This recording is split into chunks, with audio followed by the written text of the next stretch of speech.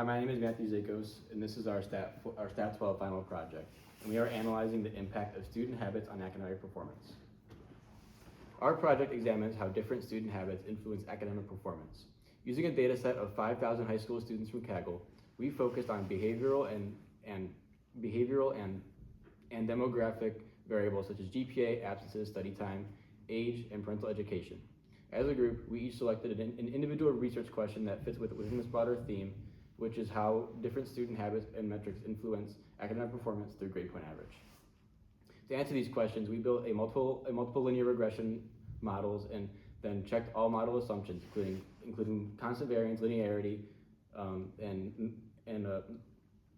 influence of outliers, and normality. Because the data set showed clear signs of non-constant variance and non-normal errors, we applied several robust methods to ensure that our findings were statistically valid. Across all 4 individual analyses in the group, the results consistently showed that student habits, such as attending class and maintaining steady study routines, had meaningfully and statistically significant effects on GPA. Also, the demographic factors such as age and parental education were generally weaker predictors once behavioral variables were included. Overall, our findings suggest that academic performance is driven more by what students do, their attendance and study behaviors, rather than by background characteristics. Our project highlights the importance of supporting positive academic habits as a way to improve student outcomes.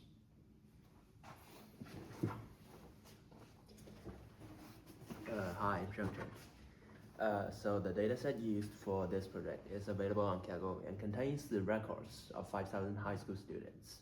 Each record includes demographic variables such as age and gender, parental factors such as parental education, as curriculum involvement, as well as GPA, which is the dependent variable that we care about. We are using absences, parental education, age, and study time as our predictors. Our goal is to identify statistically significant relationships between the variables. We have a large enough sample size, which allows for reliable statistical inference, and so that we can build a robust regression model. Our analysis was conducted with R in RStudio. So firstly, we imported the dataset and screened for missing values, duplicates, and outliers. There wasn't any data that needed to be cleaned, so we omitted the process for this. Hi, I'm Chen Jun, and in our analysis, we firstly check the assumptions of a linear regression model are satisfied. So we look at several diagnostic plots, like the Q2 residual plots, the residual plots, the scale location plots, and the coexistence plots. And all these plots show clear turbulence. So the residuals are not normally distributed. The variance was not constant, and the overall pattern did not show a clear linear relationship. We also saw strong ceiling effect because many students have a GPA of 4.0. So to fix these issues, we tried several transformations on GPA, such as taking log, but the data was still highly skewed, and the plots did not improve. Because of the stream values at the top of the GPA scale, traditional transformations could not solve these problems. So instead, we used the robust regression model. Robust regression is designed to handle non-linearity, non-numerous residuals, and influential points.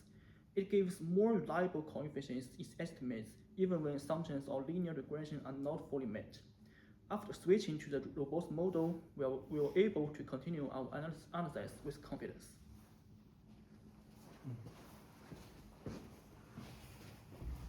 Now we're going to move on to our individual research questions. My question focuses on understanding how student absences impact GPA. Absences are widely recognized in educational research as a key behavioral factor in academic performance because missing class limits exposure to new material and disrupts learning consistencies. In this project, I'm testing whether absences still have a significant negative effect on GPA after accounting for study time, age, and parental education. The formal hypotheses are shown here. The null hypothesis states that the coefficient on absences is 0, meaning that absences have no relationship with GPA once we control for other predictors. The alternative hypothesis is one-sided, with the less than sign, meaning that that the coefficient is less than 0. This is based on prior studies that consistently find that higher absenteeism is associated with lower academic performance.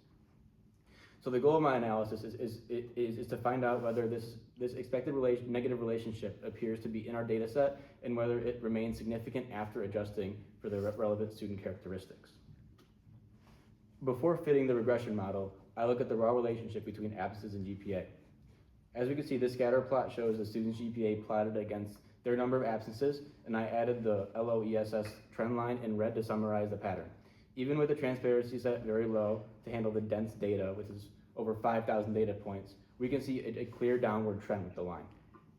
The students with very few absences tend to have GPAs in the 3 mid-range, but as absences increase, the GPA steadily declines. By the time a student reaches around 25 to 30 absences, we can see that the trend line shows their GPA falling closer to about a 3. So even before controlling for study time, age, and parental education, the scatter plot suggests a strong negative association between absences and academic performance.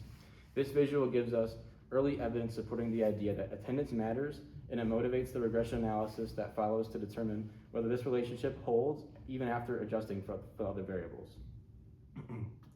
And here are the results from my regression model examining the effect of absences on GPA while controlling for study time, age, and parental education. The first thing to highlight is the coefficient for absences, which is negative 0.0231 with a very large negative t-value. This tells us that holding the other variables constant, each additional absence is associated with roughly a 0.023 point decrease in GPA. In practical terms, if a student misses around 10 or more classes than another similar student, we would expect their GPA to be around 0.23 points lower. The next important result is that the effect of absences is highly statistically significant. Because we used a robust regression model, these t-values already account for issues like outliers and non-normal residuals. Even after correcting those assumption violations, the negative effect remained strong and highly reliable. This means that the conclusion is not being driven by a few unusual observations, which plays into effect with the high number of sample size, and that the relationship is consistent throughout the data set. We could also see that study time is strongly positive and significant. On the other hand, age and parental education are not statistically significant once we adjust for the behavioral variables. This suggests that in this data set, what students do, specifically whether they attend class and how much they study, matters more for GPA and background characteristics. Overall, these regression results strongly support my hypothesis. Absences have a significantly negative impact on GPA, and this effect remains stable even after controlling for other relevant factors.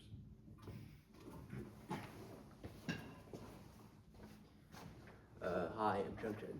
So among the many behavioral predictors of academic achievement, the amount of time students dedicated to studying each week have consistently been highlighted as one of the most influential ones. However, the relationship is not always straightforward. Student differs in efficiency, background, and learning environments, and some studies suggest that the quality of study time may matter more than quantity one. Given these mixed perspectives, it is essential to examine whether weekly study time remains a robust predictor of GPA when controlling other relevant factors such as absences, age, and parent education.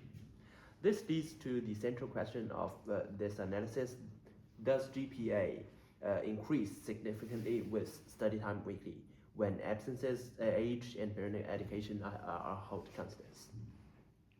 And it is reasonable to expect that students who consistently invest more time in studying should, on average, earn high GPAs. Based on this reasoning, we propose the following hypothesis. The null hypothesis is we assume beta study time weekly to be 0. And the scatter plot of GPA versus weekly study time provides a visual complement to the regression result. The raw scatter plot shows substantial variability, reflecting the natural difference across the data.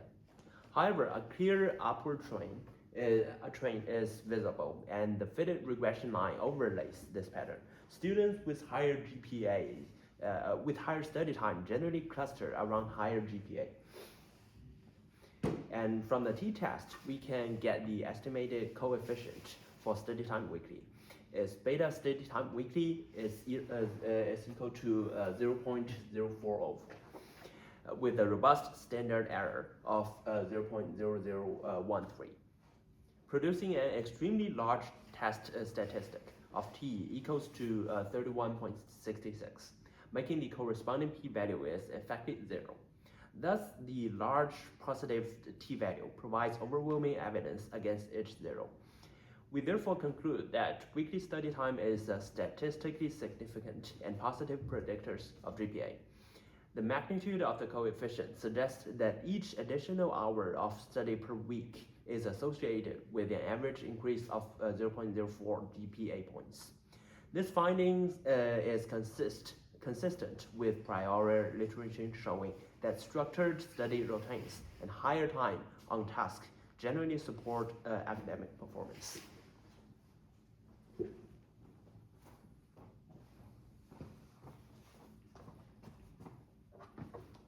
Hi, I'm Eric, and I'll be doing the research question. Do students with higher parental education levels have higher GPAs when study time, absences, and age are held constant? So here are my two hypotheses, my null hypothesis and my alternative hypothesis. So to explore this relationship between parental education and GPA, we first plotted GPA against parental education using a box plot to visualize the data. We chose a box plot because parental education is a categorical variable. The box plot shows that as parental education levels increase, there's like not really any variation with the GPA. It's almost constant.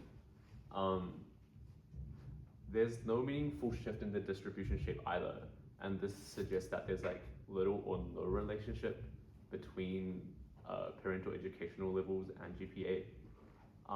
So we want to confirm this using our regression test. So we have t values here of negative 0.016, negative 0.4872, negative 1.0269, and 0.5531. And we have our t value here using a two-sided t-test. We get a critical value of 1.96. And clearly all of these values are much less than 1.96. This means that none of our results are statistically significant. And this suggests that in our data set, parental education has no measurable effect on GPA. And this matches our visual finding as well from the box plot.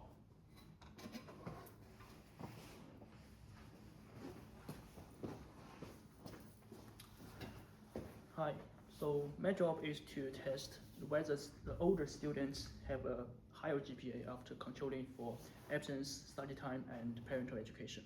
So to explore this question, I also look at the box plot of GPA across the different age groups, since we only have 4 different age groups from 15 to 18. So the box plot helps us to compare the median, the spread, and overall distribution of GPA for each age. From the plot, we can see that the GPA distribution for age 15 through 18 are almost identical, and the medians are the same. The IQRs have the same size, and the overall range does not change. There is also no clear upward or downward trend as the age increases. This suggests that the older students do not seem to have a higher or lower GPA compared to younger students. In other words, there's no visible relationship between the age and academic performance. So next, we use the robust linear regression model to confirm our findings. The age coefficient in this model is extremely small, which is like 0.0023, which means that each additional year of age is only associated with only 0.002 increase in GPA. It's almost meaningless. In addition, the t-value in the age is 0.3364, which is far above the 0.05. So we fail to reject the null hypothesis. This confirms that age does not have a significant effect on GPA after controlling for the other factors. So finally, we also conducted a type 2 NOVA on our robust model. The F-test for age is very small, like only 0.1132, and the p-value is 0.7366. So again, it shows that the age does not explain any meaningful additional variance in the GPA. This result fully supports our earlier conclusion. Overall, both the visual analysis and the statistical test tells the same story. Along age it does not predict GPA in our dataset. GPA remains stable across different ages, and factors like study time and absence are much more important.